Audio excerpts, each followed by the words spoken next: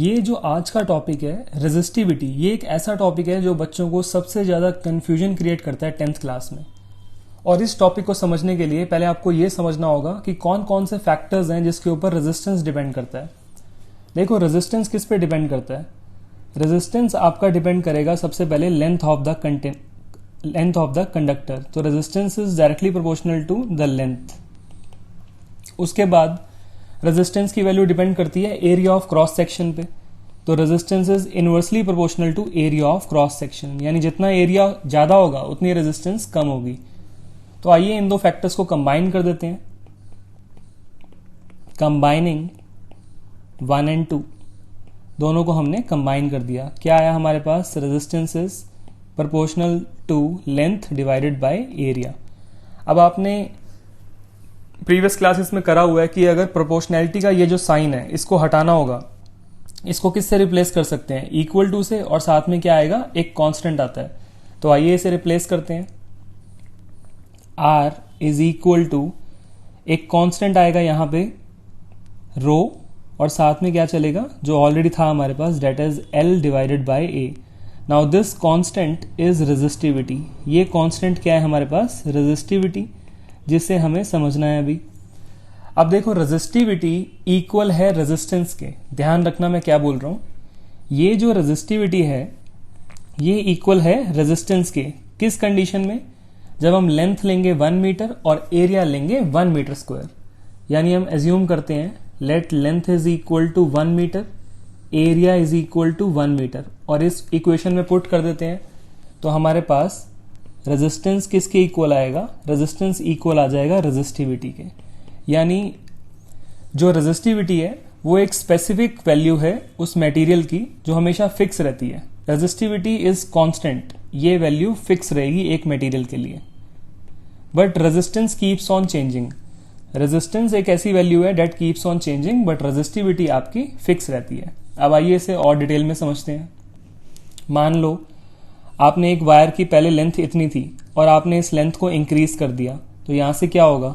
Resistance is directly proportional to length. तो आपने length को क्या किया? इंक्रीज कर दिया, तो रेजिस्टेंस भी इंक्रीज हो जाएगी। सिमिलरली पहले एक वायर का एरिया इतना था और अब उस वायर का एरिया ऑफ क्रॉस सेक्शन बढ़ गया, तो resistance is inversely proportional to area. अगर एरिया बढ़ गया तो रेजिस्टेंस की वैल्यू कम हो जाएगी। तो आपने क्या देखा? लेंथ इंक्रीज करी तो रेजिस्टेंस चेंज हो गया, एरिया आपने चेंज किया तो रेजिस्टेंस की वैल्यू चेंज हो गई। बट रेजिस्टिविटी एक ऐसी वैल्यू है जिसका लेंथ और एरिया पे कोई भी फर्क नहीं पड़ेगा। हमने क्या फॉर्मूला निकाला था? R is equal to rho L divided by A। इसका ये मतलब है रेजिस्टिविटी रेजिस्टेंस के इक्वल तब होगी जब लेंथ और एरिया को हम 1 यूनिट लेंगे। अगर हम लेंथ को लें यहां पे 1 यूनिट और एरिया को भी लें 1 यूनिट, तो उस केस में सिर्फ इसी कंडीशन में जो R की वैल्यू है वो रेजिस्टिविटी के इक्वल होगी। ठीक है। मान लो सिल्वर की रेजिस्टेंस में लेता हूं 1.6 इंटू 10 की पावर -8। अब ये सिल्वर की जो रेजिस्टेंस है, ये जो R की वैल्यू है, ये इक्वल हो जाएगी सिल्वर की रेजिस्टिविटी के। किस कंडीशन में? जब अगर हम लेंथ लें 1 मीटर और एरिया लें 1 मीटर स्क्वायर। अगर इसके अलावा अगर आप लेंथ को चेंज करते हो या एरिया को चेंज करते हो तो भी रेजिस्टेंस की वैल्यू सेम रहेगी, बट जो आपके पास रेजिस्टेंस है वो चेंज हो जाएगी। अगर आपने लेंथ को चेंज किया तो resistance will get change, area को चेंज किया तो resistance will get change, but इसका कोई भी इफेक्ट रेजिस्टिविटी पे नहीं पड़ेगा। रेजिस्टिविटी एक मटेरियल के लिए बिल्कुल कांस्टेंट होती है और वो उसी कंडीशन में होती है जब हम लेंथ और एरिया को 1 यूनिट लें। तो रेजिस्टिविटी हमेशा सिल्वर की सेम रहेगी, but resistance keeps on changing. Resistance जो है आपकी चेंज होती रहेगी। फिर क्वेश्चन आता है कि रेजिस्टिविटी कौन से फैक्टर पे डिपेंड करती है? तो रेजिस्टिविटी आपके 2 फैक्टर्स पे डिपेंड करेगी।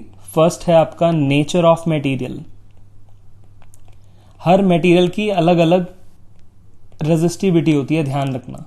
और दूसरा है टेम्परेचर। टेम्परेचर के चेंज होने से भी रेजिस्टिविटी चेंज होती है। तो नेचर ऑफ मटेरियल का क्या मतलब है? सिल्वर की अलग होगी, गोल्ड की अलग होगी रेजिस्टिविटी। बट अगर उसी सिल्वर के मटेरियल में हमने लेंथ को चेंज किया तो रेजिस्टिविटी तो सेम रहेगी, but resistance will get change. अगर आपने एरिया को चेंज किया तो भी रेजिस्टिविटी सेम रहेगी but resistance will get same. तो मैं इसको समराइज कर देता हूं एक बार।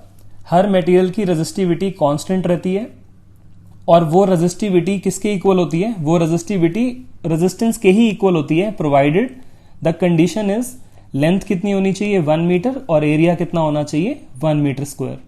आई होप आपको ये टॉपिक अब इजी लग रहा होगा। आप इस वीडियो को शेयर कर सकते हैं और चैनल को सब्सक्राइब कर सकते हैं। Thank you.